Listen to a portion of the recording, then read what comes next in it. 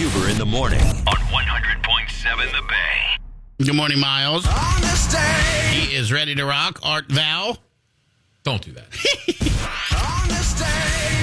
It's Huber in the mornings on this day on 100.7 The Bay. It sure as heck fire is. Why are you Southern? I don't know. We should do a 100.7 the Country the fried. rodeo, yeah, a country fried version one day. That'd be fun. But right now, we're going to take a deep dive into February the 1st, throughout the annals of history. Not get a look at anything. We're going to listen to some clips. We're going to reminisce. We are going to freeze down memory lane, all in a little segment we like to call On This Day. And we're going to kick it off right now.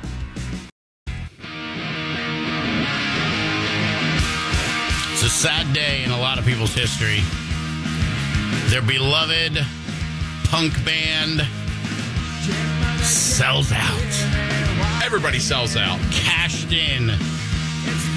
Became successful and got to share their music and spread joy to millions of people, which, of course, is a reason to hate them. Yep.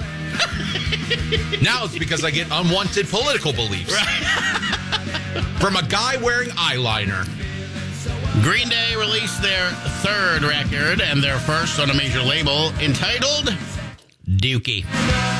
That night, they play a gig at Slim's in San Francisco with the Dead Milkmen. Punk rock girl. Man, they were in that level, and then, boom, after this record, skyrocketed to just mainstream success. Yep, high watermark for that. 410-584-100.7. You can play along if you'd like. And I remember I was not a kerplunk guy. This was my introduction to them as well. Yeah. I was not really into this type of music too much. And the same thing happened twice in a very short time where, what's the Offspring record with Bad Habit and Smash? Yeah, Smash and Dookie did the same thing to their respective bands where their OG fans were like, now they're popular. I saw them in somebody's basement. It makes me better than you. That's right. So everybody likes to talk about their favorite Green Day. What is your least favorite Green Day? I mean, really, the Uno, Dos, Tre, whatever, when they put out those three just garbage records back to back to back. Yeah.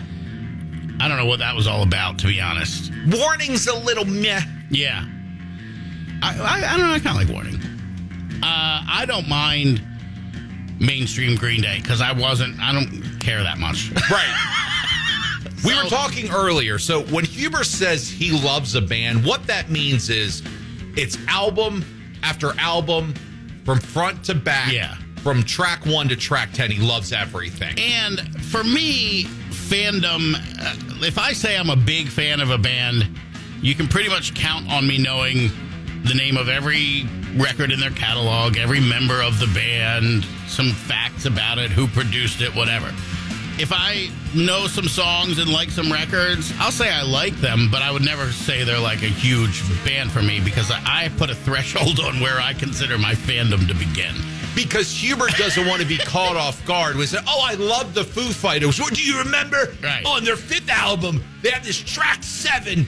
And you remember the title of that? And he doesn't want to be caught like that. I don't. And that comes from, in my other life, I was very responsible for the music, new music on a radio station. So I would meet with record reps and they would pitch me their bands. And we'd go to dinners, we'd go to shows, and I would help select the songs that we played.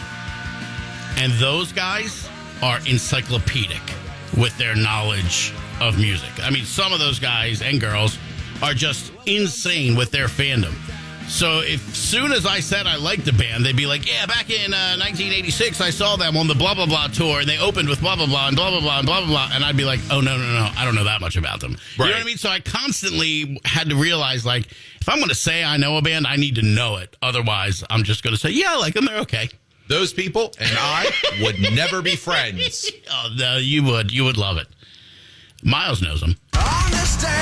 Give me a year. All right, we need a year, and I'm pretty sure of this already. And yes, 410-584-100.7 backing me up significantly with the year of our Lord 1994. It is 1994. That is correct. That is correct. That is correct. I know it's correct. The question I have is it a fact? That's the fact, Jack! Good news, good news. Good. The landscape of media pretty dramatically for quite some time. Cost a lot of people a lot of money, cost a lot of people their jobs. In our industry, even though what happened was on television. Yeah. What we're talking about, of course, is Justin Timberlake punctuating the Super Bowl halftime show by tearing away part of Janet Jackson's costume, revealing her right breast to a massive audience. Both artists blame it on a, quote, wardrobe malfunction.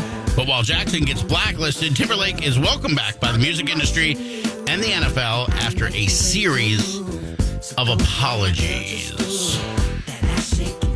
It was terrible. The whole thing was awful because A, it wasn't that bad. Right. B, it was blown way out of proportion. And C, it was completely planned. And I don't know, it switched us to like a puritanical society in like 30 seconds. Right. It was pretty much, if you think about it, it was probably the birth of being canceled. Yeah. You know what I mean? Yeah. And I don't... It'd be like if you and I were on a video, and then at the end of the video, you knocked my hat off, and my hair was perfectly done. Right. Because if I'm wearing a hat, 99.99999% of the time, it's because my hair's a mess. Yes. But when the tearaway piece of clothing tore away, Yep. the underneath portion was finely dressed, let's say. As Sorry. if it were meant to be exposed. Yeah, I don't... I'm trying to delicately, Right. They wanted to go out and do something that's never been done before, and it ruined somebody's career. Right.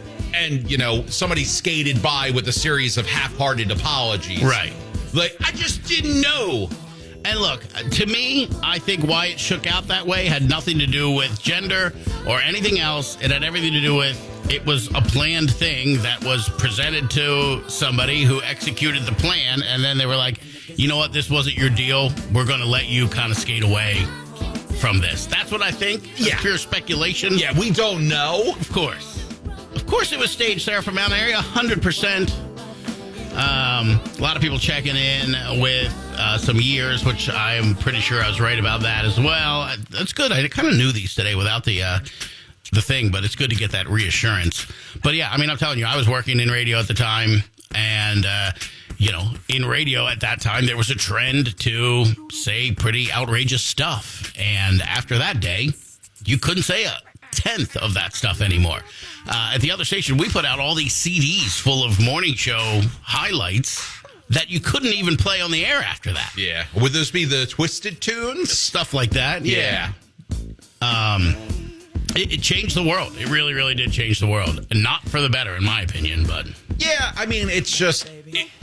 Parents will always have a hard time explaining things that are a little awkward to kids. And that, too, I am fine with that. The problem is, people are just, like, you don't want to saying you think that was okay gets you in trouble. So you're just going to say, oh, that was horrible. Even if you're like, I didn't care about that. Right. You know it what I didn't mean? affect me in the least. Right. But you can't have that opinion or you'll get canceled yourself. So you just have to go along with it. Yeah, like we watched that as a family, my mom, my dad, and myself. We were like, heh. And the worst part is, at the time, it was like, did that just happen? I don't know. Because it went by so fast, I'm not even sure it happened. Yeah.